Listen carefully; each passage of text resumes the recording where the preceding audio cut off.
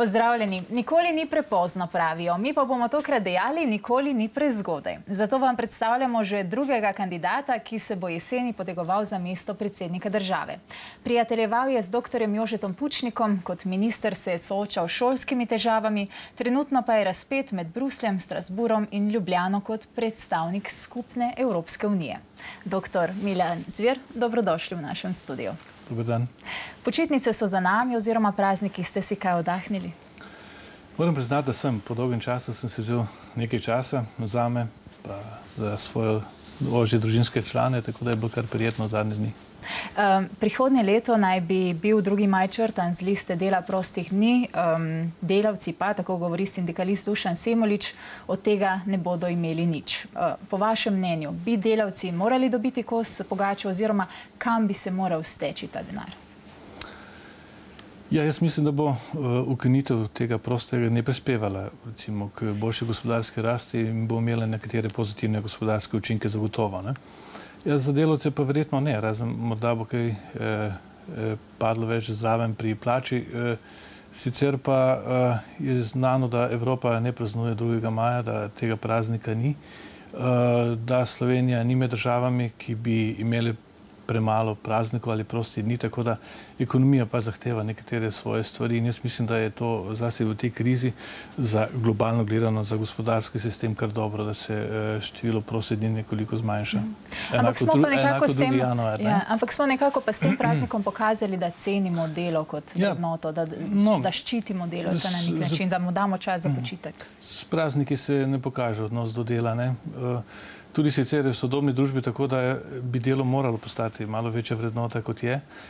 Tudi Evropska unija ima tovrstne težave, ne?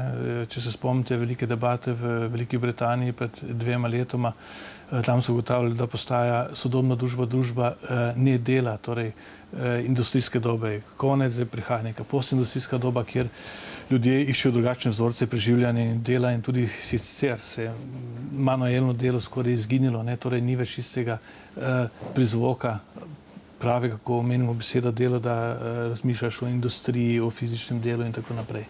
Torej radikalno se je spremenilo tudi vrednotenje dela in tudi sami načini dela, tako da jaz bi si želel, da se ta kultura dela ponovno vcepi v našo kulturo vsakodnevno. Ljudje imajo drugačen odnos do dela, ne?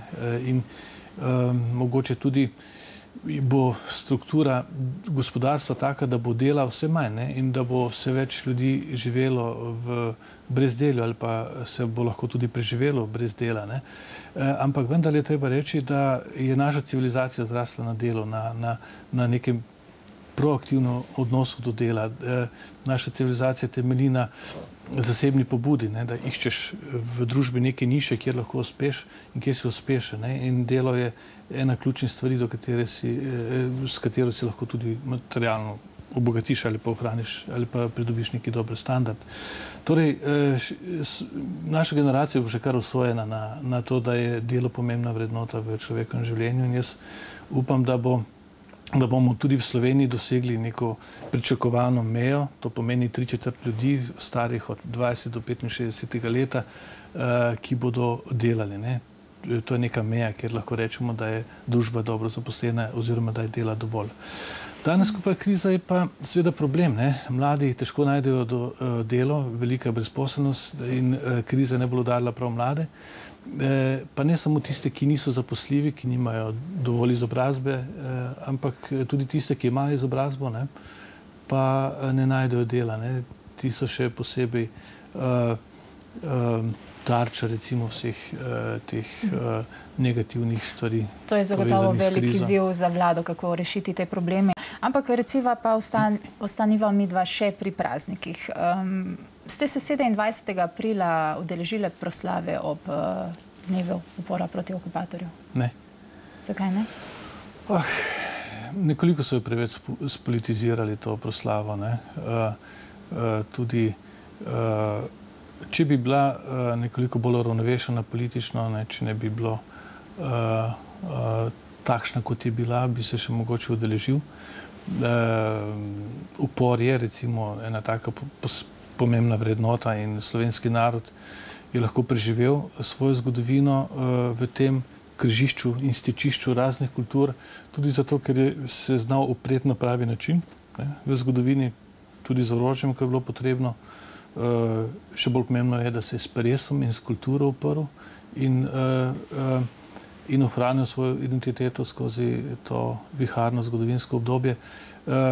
Tako da to bi lahko ostal praznik spomina ne samo na NOB pa revolucijo, ampak na celotno uporniško zgodovino Slovencev. No, tako kot ste že dejali, na proslavi v Ljubljani nismo videli nobenega vidnejšega predstavnika desnice. Je ta razkorak konec koncev med prireditelji proslave in desno politično opcijo prevelik za katerega koli predsednika države? Bomo kdaj sploh dočakali predsednika vseh državljanov? Jaz seveda upam, da si Slovenci to želijo, recimo. Predsednik bi moral staviti na tiste zgodovinske točke, recimo, ki bolj povezujejo, ne pa delujejo, ne pa delijo narod. Zlasti predsednik v našem političnem sistemu bi moral biti bolj predstavnik vseh državljanov ali pa občega interesa. Ni dobro, če se preveč veže zgolj na eno politično opcijo ali levico ali pa desnico. Običajno pri nas na levico vse doslej je bilo tako. Zato, ker potem na nek način dela razvršča državljane v dve skupini, recimo. Tiste, ki so mu politično bližje in tiste, ki so mu dlje. Jaz mislim, da je to tudi ena od slabosti sedanjega predsednika. Prav bi bilo, da bi poudaril zlasti tiste stvari, ki slovenski narod družijo.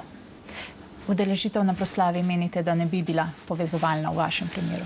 No, če bi bila ta proslava drugačno koncipirana, da bi bila recimo bil večji poudarek na tiste zgodovinske dogodke, ki veliki večini Slovencev kaj pomenijo, recimo osamosvojitev je ena taka, če bi bil poudarek na tem, potem bi imelo smisla, da bi vsi politiki vseh političnih barv šli na takšno proslavo.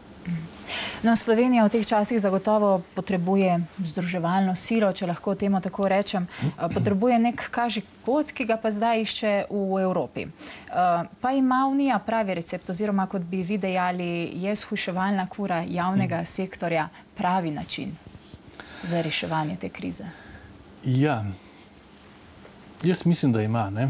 Praktično vsi dokumenti Evropskega parlamenta, Evropskega sveta, komisije, Evropske centralne banke ima v bistvu enako filozofijo. Najprej treba varčevati, res malo shujšati, kar se tiče javnega sektorja. Evropske države so se zadnjih pol stoletja nekoliko poredile, v tem smislu so postale drage. To seveda slabo vpliva tudi na konkurenčnost gospodarstva in tudi na ceno delovne sile in tako naprej. Ima negativne učinke. In zato je čisto prav strateško usmeritev Evropske unije, da je potrebno varčevati. Varčevati na praktično vseh področjih, s tem pa se bo Evropska unija lahko tudi v globalnem merilu postala nekoliko bolj konkurenčna nekaterim regijam, ki pa imajo tudi v tem času gospodarsko rast in ki izpodrivajo evropska gospodarstva. Ta hip še evropsko gospodarstvo nemočnejše. V celoti gledano gospodarstvo Evropske unije, ampak nimamo pa nekih trajnih razvojnih resursov, ki bi nam zagotavljali neki primat. Imamo demografske težave, postajamo ostarela družba, nimamo nekih velikih naravnih bogastev. Tisto, kar imamo, je ta hip naš slog evropskega življenja, socialna država, ki je dobro razvita in pa ljudje, ki so solidno izobraženi. Vendar to še ne pomeni, da imamo zelo dobre univerze, nasprotno. Gospodarstvo, tudi evropsko gospodarstvo potrebuje še boljše univerze, bolj povezane z gospodarstvom. Govori se o nekem paktu med univerzami in biznisom in ekonomijo, o nujnem dialogu in obostranskem vplivu. Tudi problem evropskih univerz ta hip je, da ima gospodarstvo in družba nasploh premalo vpliva na univerzitetno produkcijo, če se malo grdo izrazim. Zato so univerze še preveč samozadostne in avtonomne vizavi gospodarstva in družbe nasploh. Ampak to so recimo nekateri naši profesori, na to so opozarjali že pred mnogimi leti, pa se ni nič spremenilo. Zakaj recimo Slovenija ni mogla biti zgled ostalim evropskim državam? Recimo na ta način. Lahko bi bila. Slovenija bi lahko bila, vendar stroka je tukaj razdeljena.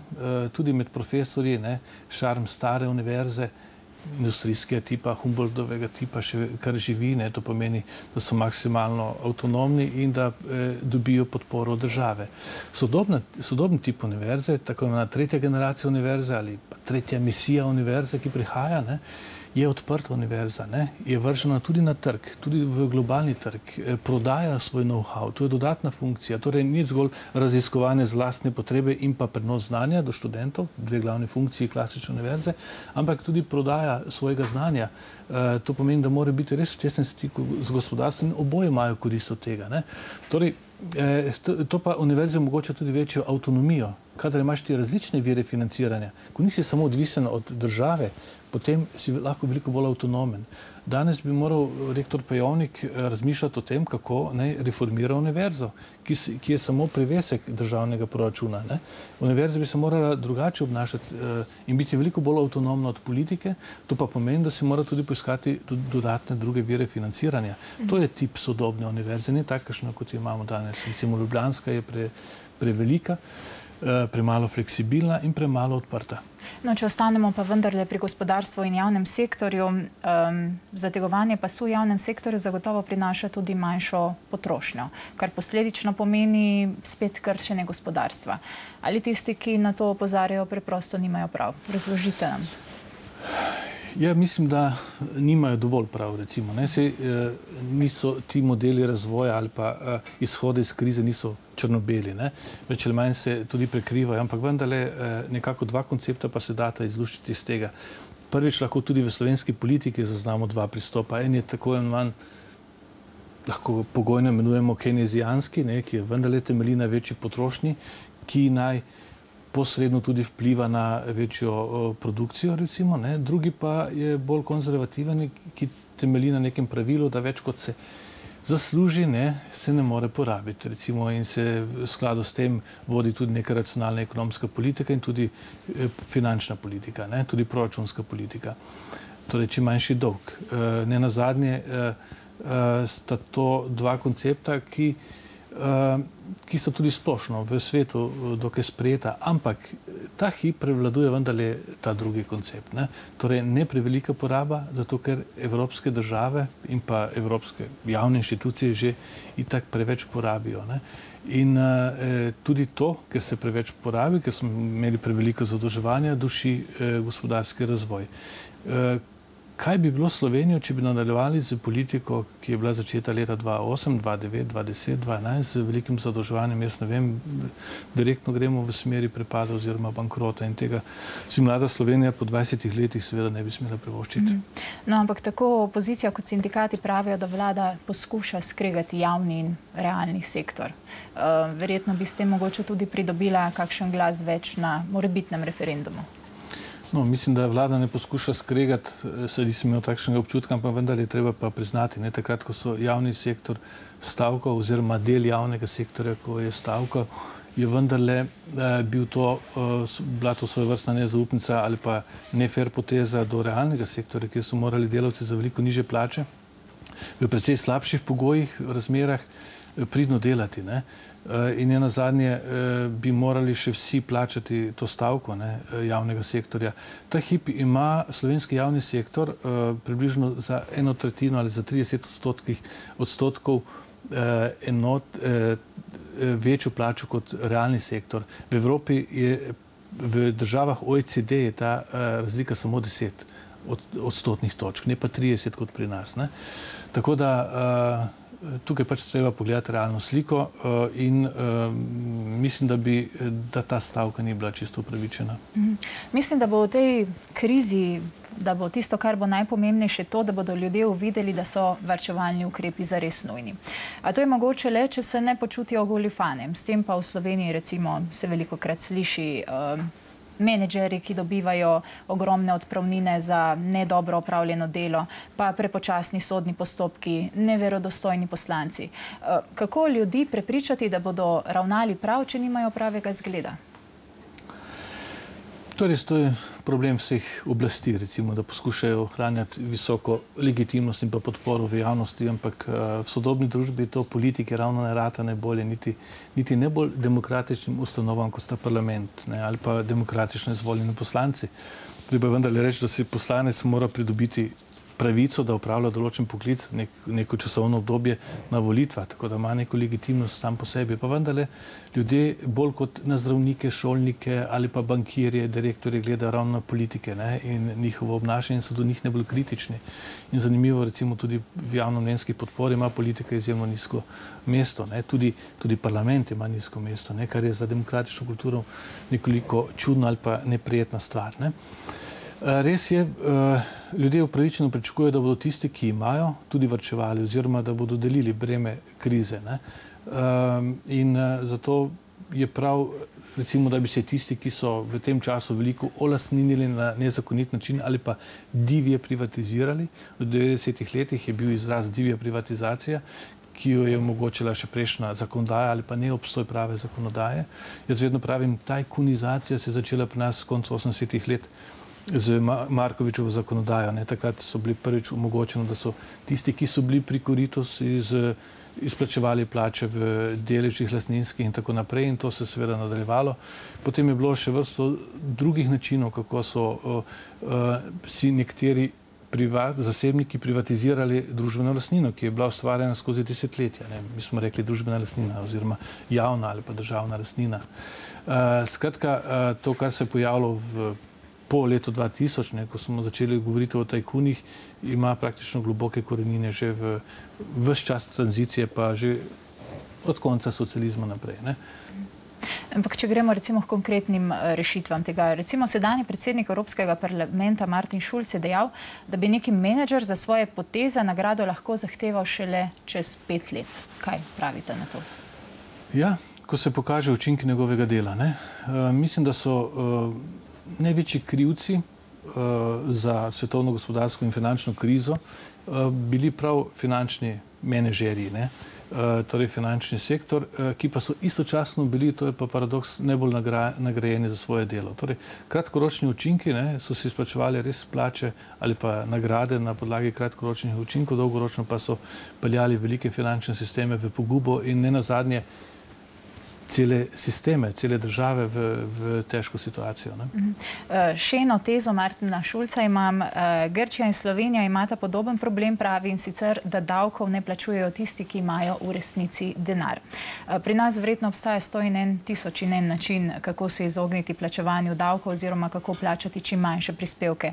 In to je zares problem. Kako ga rešiti? No, ne bi se strinjal s predsednikom, ko primerja Grčija in Slovenija, gre za vendarle veliko razliko, ne. Probleme, recimo, je on izpostavil. Ja, vem, ampak tukaj je malo naredil nefer primerjavo, ne. V Sloveniji se izdajo računi, greš frizerju, ti dajo račun v gostilni, dobiš račun za večer in tako naprej, ne. Tukaj ni najboljše primerjavo našo. In sem pa tudi jaz za večjo disciplino na tem področju, zato bi bil za to, da se recimo tisti, ki so utajevali davek ali pa ki ne plačujejo davek, da ta dokument, ti podatki postanejo javni. Ta hip še niso. Evropa bi morala več narediti verjetno tudi pri odkrivanju teh davčnih oaz oziroma pri preprečevanju. Tudi jaz mislim, da se najbolj tudi Nemčija sama, ne, posamezne države članice, tudi Avstrija dela, recimo Švico, pripravlja nek sporazum v tej smeri. Nemčija tudi, mislim pa, da bi morali evropske inštitucije pomagati pri tem. Ampak nekaj pa tudi v človeški zavesti, praktično utajanje davkov oziroma da zaobideš zakon ni nekaj smatrano kot slabega. Verjetno je tudi v zavesti posameznika treba marsikaj spremeniti. Jaz sem pred 10 leti delal eno analizo o ekonomski kulturi in na podlagi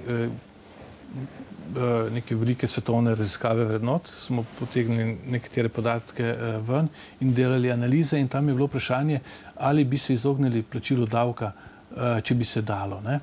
In so prišle zelo značilne razlike ven. Recimo pri Nizozemcih je bilo takih, ki bi to storili 2–3%. Nekje na vzhodu, v jugovzhodu recimo pa 90% bi poskušalo to narediti. Pri nas je bil, mi smo bili nekje na sredini, recimo pri razvitosti te ekonomske kulture, ki kaže tudi na davčno in pravno kulturo. Torej nismo najslabši, ampak še zdaleč nismo tako odgovorni, kot so severnjaki. Tam prihaja ta protestantska etika do izraza veliko bolj kot v tem našem kulturnem krogu. In kje je recimo tu lahko rešitev, kje je spreobrnenje, če tako vprašam? Zakonodaja in prisila lahko pomagata, da se ljudje disciplinirajo. Kot neka zunanja norma ti daje komando, kako ravnati. Dolgoročno pa seveda stvar vrednot in pa vzgoje in sam moraš biti prepričan, da je tisto, kar je treba plačati, pač potrebno plačati. Torej, zgolj prisila, pravna norma te ne more narediti za dobrega in poštenega kulturnega davkoplačevalca, recimo, ampak tudi lastno prepričanje. Dobro, gospodarstvo oziroma gradbeništvo, če smo natančnejši, edini preživeli gradbenika z resnimi poškodbami je Primorje. Zdaj naj bi ga dokapitalizirala ameriška družba. Če pa tudi to ne uspe, po vašem mnenju, bi mu morala pomagati država, da ohranimo edino konkurenčno gradbeno podjetje? Ne vem, država bi morala ustvarjati splošne pogoje za vse enakopravno, recimo, da se gospodarstvo lahko razvija in pa dviga. Zdaj, da bi država favorizirala zgolj en subjekt gospodarski, se mi zdi, da na tak način več v sodobni družbi pa sodobni ekonomiji ne gre. Jaz bi bil izjemno vesel, da bi gospodarska diplomacija naredila kaj na tem, da se temu in podobnim mrličem pač pomaga, recimo, da se dokapitalizira in da se gradbeništvo v Sloveniji ponovno revitalizira. Zlati časi so bili še v času mojega ministrovanja. Jaz sem kot minister v tem mandatu vlagal v investicije, v novogradnje ali pa v adaptacije v višini $0,5 milijarde. To je bil ogromen denar, in so pridno delali tudi velike slovenske firme za šolski sistem. To je bilo samo na našem polju. Potem so seveda tekmovala na razpisih za javno naročilo tudi pri drugih politikah. Tako da v tistem času je bilo veliko dela. Slovenija si je v gradbeništvu ustvarila nek inženiring, ki je izjemno sposoben. Res je, da delavcev niso imeli svojih, ker ni bilo. Tudi v času gospodarske rasti 4–8 smo na leto recimo imeli po 100.000 sezonskih delavcev v Sloveniji. Torej smo imeli več prostih delovnih mest kot ljudi, da bi jih napolnili ta mesta. Jaz upam, da se bo do ti časi vrnili. Ta gospodarska kriza lahko res pripelje tudi do prestrukturiranja gospodarstva, da se bo nekoliko bolj racionaliziralo, moderniziralo in da bomo imeli recimo, da bodo na površje prišle tiste panoge, ki bodo konkurenčne doma in v svetu. Nekateri giganti, ki pa niso sposobni konkurenčne tekme, bodo pač morali propasti in med njimi so tudi gradbeni. Nažalost so imeli v preteklosti veliko monopolnih pozicij v slovenskem gospodarstvu. Ki so jih tudi izkoristili. So jih izkoristili, pa kljub temu jim tudi to ni pomagalo in so kljub temu propadli. In račune plačujemo davkoplačevalci za to. Sprememba tudi vrednostnega sistema na nek način, o kateri sva že govorila, pa vendarle govorili ste tudi o tujih investicijah. Kitajci se na primer zanimajo za reško pristanišče in za modernizacijo hrvaške železniške povezave. Ob tem seveda lahko to praktično pomeni zelo slabo novico za Luko Koper. Pa vas bom tako vprašala, bi bilo recimo v tem primeru dobro naše železnice prodati Nemcem, ki so se že velikokrat zainteresirali za to področje?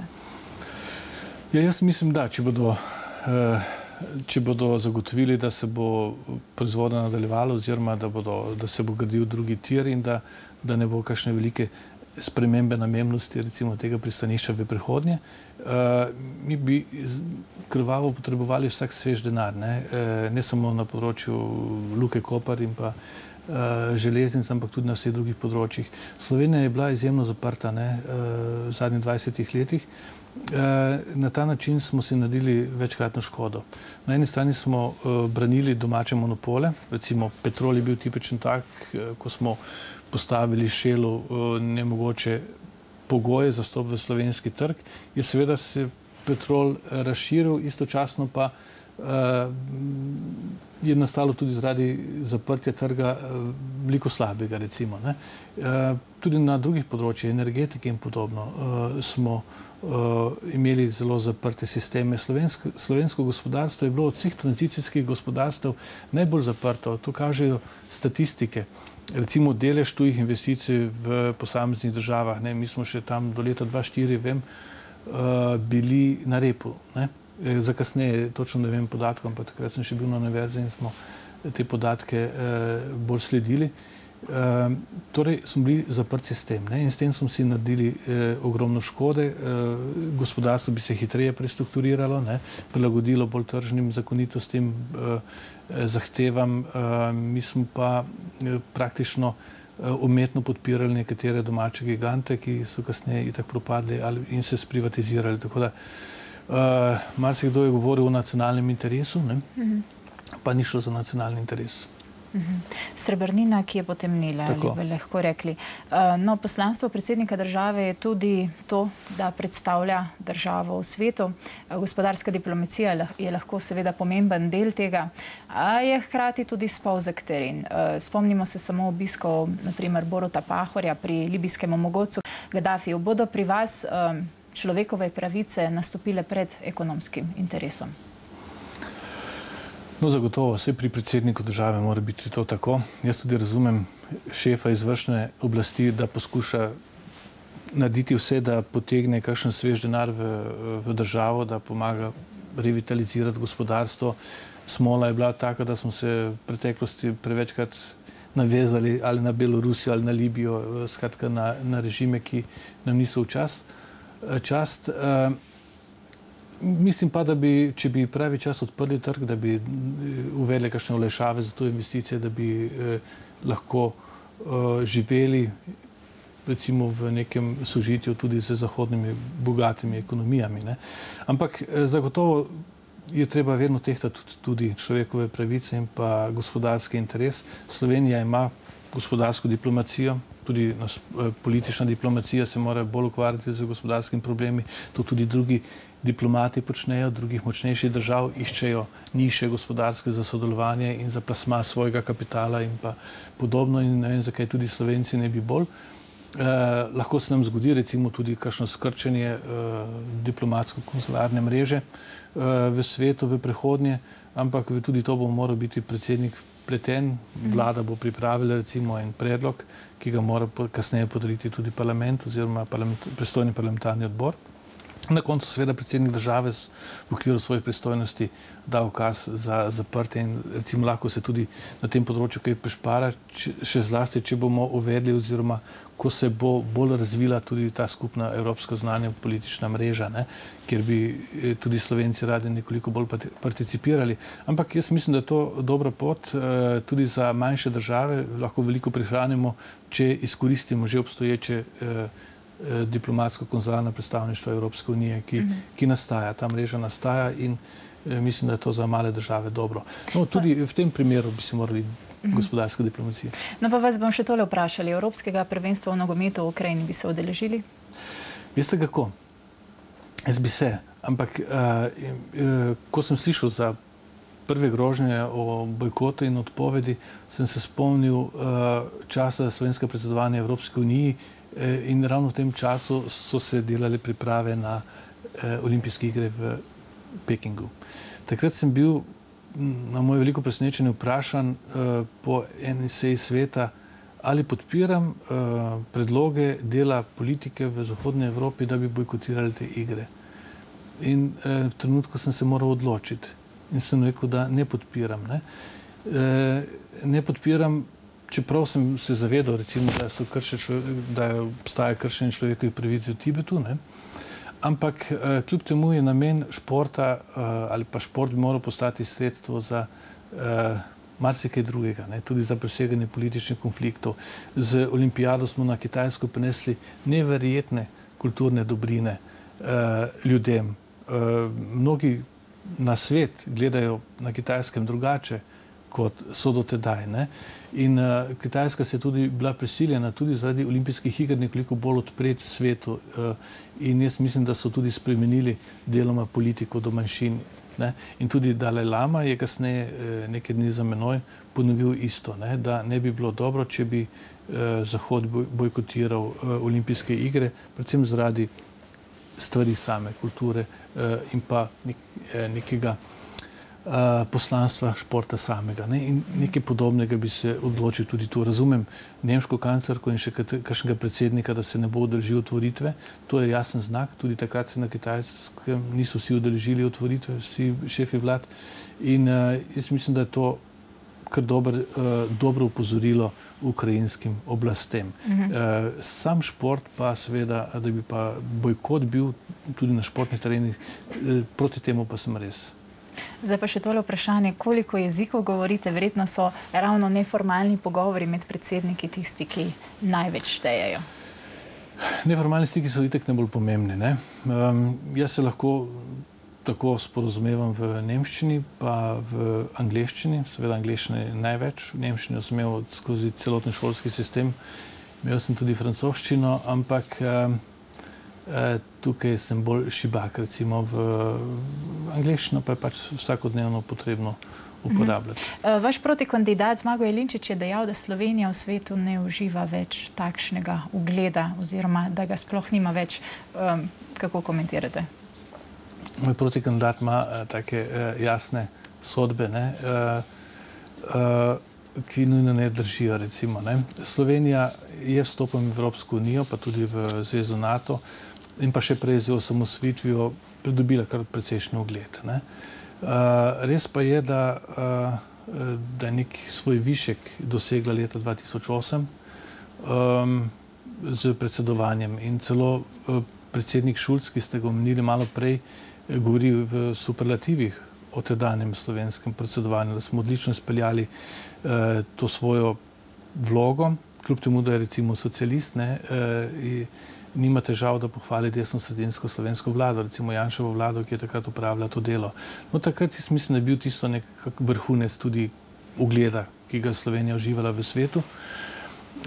Kasneje seveda se karte premešajo, ko nisi več v igri, ko nisi več na prvih straneh najbolj pomembnih medijev, si nekoliko v ozadju, ampak ljudje, tudi politiki, poprečni politiki recimo, pa tudi pomembnejši politiki, ker sem v stiku z njimi dokaj redno, Slovenijo respektirajo kot dobro državo, ugledno članico, ki je sposobna poskrbeti za lastne probleme in jih tudi premagati. Nisem pa sam prepričan, če bomo to sposobni. No, ponovno je aktualno vprašanje poplačila hrvaških varčevalcev nekdanje Ljubljanske banke. Kateri argument na strani Slovenije so v tej zadevi za vas najbolj pomembni? Kateri so ti argumenti? Ti argumenti so skupne zaveze. In Hrvaška je že nekajkrat dala skupno zavezo, da bo ta problem rešen v okviru sukcesije. To pomeni v okviru nasledstvenih sporazumevanj. Ta proces teče in bo še nekaj časa verjetno potekal. Verjetno imamo še več kot pol stvari odprtih. Ampak če je Hrvaška v nekem trenutku sprejela ta dogovor, tudi njihov finančni minister, ki je pristojen za sukcesijo, je pisno pred 2 letoma dal soglasje k temu, potem ni nobenega razloga, da država sprejema kakšne tajne sklepe, ki nasprotujejo uradni politiki ali pa mednarodno pripoznani politiki Zagreba izpred 2 let. To pomeni, da Hrvaška ne more igrati dvojne igre. Če je sprejela nek dogovor še prej, ga bo morala se držati tudi poslej. Mi smo Slovenija poskušala tudi v nekaterih sklepih sveta o širitvi pred 1,5 leta vnesti, oziroma je vnesla na našo pobudo nek sklep, da se morajo tudi nove države članice držati že prej dogovorjenih pravil igre in bilateralnih dogovorov. Tako da tukaj nekih večjih problemov ne bi smelo biti, lahko pa se tudi ti zgodijo. Kolikor bi Hrvaška odstopila od nekaterih že dogovorjenih stvari, govori se celo tudi o arbitražnem sporazumu. Nekateri pravijo, da ko bo postala članica, da se bo odstopila od tega. Bomo videli. Lahko nastane določen problem, če bi Hrvaška šla, oziroma ti dve banki, še v tožbo proti Novi Ljubljanski banki, ki bo seveda svoje terjatve potem prenesla na državo. Te terjatve lahko narastejo, mi izgubimo na kakšnem drugem, ne bazelskem, kakšnem drugem sodišču in vse skupaj bi morali potem vse skupaj plačati slovenski davkoplačevalci. In tukaj ne gre samo za 200 milijonov evrov, kot je bil znesek takrat, ampak za precej višji znesek. No, paradoks pa je, da je hrvaško gospodarstvo bilo nekajkrat več dolžno Ljubljanski banki takrat. Tako da je tudi, tukaj bi morali biti veljati neka reciprociteta, ampak dejstvo je, da ima hrvaška politika veliko večji vpliv na svoje finančne in gospodarske subjekte kot slovenska. Tako da ti subjekti striktno ravnajo po navodili vlade, finančnega ministrstva in poveda tudi v tem primeru sta ti dve banki dobili pooblastila, da v imenu Hrvaške nadaljujeta svoj boj na sodiščih. Če se vrneva nazaj k Evropi in k krizi, ki jo pretresa, Evrope ni prizadela neka naravna katastrofa. Gre za krizo, ki so povzročile špekulacije tako na nepremičninskem kot finančnem parketu. Pa vendarle se mi zdi, da ravno zaradi tega potrebuje celotna Evropa neko katarzo. Neki nov vrednostni sistem, neki nov plan, neki novo reformo, ki bi jo praktično premogle nove mlade generacije, ki potrebujejo tudi ustrezno izobraževanje. Zato vprašanje, zakaj krčiti ravno na izobraževanju, če lahko recimo te naslednje generacije naredijo veliko več in ne ponavljajo starih napak. To je res, ne. Praktično je evropska ideja zaživela v zadnjih pol stoletja ali pa še malo več. V koncu 80-ih let je imela res neki velik zagon. Pisale so se popevke, pesmi popularne, o Evropi se je pelo in vse nove članice, cel del vzhodne Evrope je kar hrepenel po čimprejšnjem vključevanju v Evropsko unijo. Tako da je bila nek cilj, nek ideal, neka velika želja med mladimi in tudi manj mladimi. Kasneje, ko je prišlo do realizacije tega, ko so države postale članice Evropske unije, ko so se ugradile, umestile v to strukturo, je pa navdušenje in pa podpora nekoliko splahnela. Jaz ne verjamem, da je v Sloveniji zelo splahnela, ampak verjamem pa, da v nekaterih drugih evropskih državah pa je. In to ni dobro, recimo, za prihodnji razvoj Evropske unije. Kar se izobraževanja tiče, vsaj že 2 desetletji veliko poudarjamo o evropsko dimenzijo izobraževanja, recimo. Tako da nacionalne države so absolutno suverene na področju izobraževanja. Nekatere države vlagajo več, druge manj, mi smo nekje tukaj, celo nad evropskim povprečjem v izobraževalni sistem, pa vendarle v okviru tega so se vse prizadevale ravno poleg nacionalne, domovinske, državljanske vzgoje in učenja kompetenc, uveljaviti tudi evropsko dimenzijo. In vedno več je tega tudi v izobraževalnih sistemih članic Evropske unije. Ampak to ne gre kar tako. Ne moreš nikoga naučiti o Evropski uniji, neko strokovno stvar, istočasno prizgojiti ljubezen do Evropske unije. To bo verjetno kar nekaj časa trajalo. Jaz sem bil poročevalec za en dosje Mladi in mobilnost, en od ključnih vodilnih dosjejev strategije Evropa 2020, ki je nek program razvoja od 10 do 20 Evropske unije. In tam smo rekli, mobilnost je tista, ki daje odgovor na to vprašanje, kako utrditi evropsko dimenzijo v kulturnih orientacijah in vrednostnih orientacijah mladih. Mobilnost. Torej, veliko več bomo vlagali na evropski ravni v mehanizme in pa predvsem v programe, kot so Erasmus, danes še obstoječi Erasmus Mundus, Tempus, Marie Curie, Grundtvig, Leonardo da Vinci, veliko teh programov za posamezne segmente, ki omogočajo izmenjavo študijsko in tako naprej. In ko mladi grejo ven, se čez nekaj časa vrnejo, pridejo bogatejši, tolerantnejši, strpnejši do drugih kultur in tako naprej. Vse stranske učinki so tudi bolj konkurenčni na trgu dela, recimo. Če ostanemo tudi pri Sloveniji, ne želimo si samo močne Evrope, želimo si tudi močno Slovenijo. Pa bi vprašala, bi naša država potrebovala nekakšen vsenacionalni reformni program, ki bi mu sledile vse vlade, tako rekoč, da ne bi bila to muha 4-letnica, se pravi muha vsake nove vlade, ki pride na oblast? Morali bi doseči en taki socialni in pa politični konsens, soglasje vse splošno o nekih temeljnih razvojnih prioritetah. Mi smo ga poskušali v okviru partnerstva za razvoj 2005-2006 skupaj z Pahorjevo opozicijo takrat narediti en taki strateški razvojni program. Vodil ga je nekaj časa celo gospod Horvat, ki je bil državni sekretar iz Pahorjeve stranke, takrat celo član vlade. No, in je bil narejen. Bilo je tam noter enih 20-25 mega razvojnih projektov, ki bi se jih morala Slovenija lotiti v naslednjih letih. Ob neki priložnosti ga je celo gospod Janković pohvalil gospodu Janši. Ta bi lahko bil ali pa predstavljal neko zasnovo za en taki dolgoročni strateški razvoj Republike Slovenije.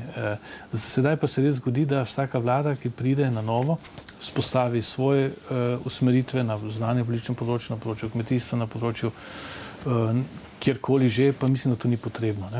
Vlade se sicer med seboj razlikujejo, nekatere dajo poudarek temu, druge pač temu, ampak nekatere temeljne prioritete pa bi lahko ostale skupne. Za konec, čisto na kratko, v enem od intervjujev ste dejali, da niste konkurenčni v žlehtnobi. Pa me zanima, v čem ste kot odgovor vsem ostalim protikandidatom vašim? Težko je govoriti o sebi, še težje o dobrih lastnosti, ampak vendarle imam kar nekaj izkušenj, recimo, v politiki. Mislim, da sem človek, ki lahko najde nek kompromis, soglasje, tudi če sta dva sprta, da premislim, preden kaj storim. Recimo, lahko bi naštel nekaj lastnosti, zaradi katerih bi bil konkurenčnejših od ostalih, ampak to rajši prepuščam javnosti in pa vam, novinarjem. Dobro. Dr. Milan Zver, hvala za vaše odgovore in hvala, ker ste bili gost v našem studiu. Vam, spoštovani gledalci, pa seveda hvala, ker ste ostali z nami in srečno in ostanite na Tretjem.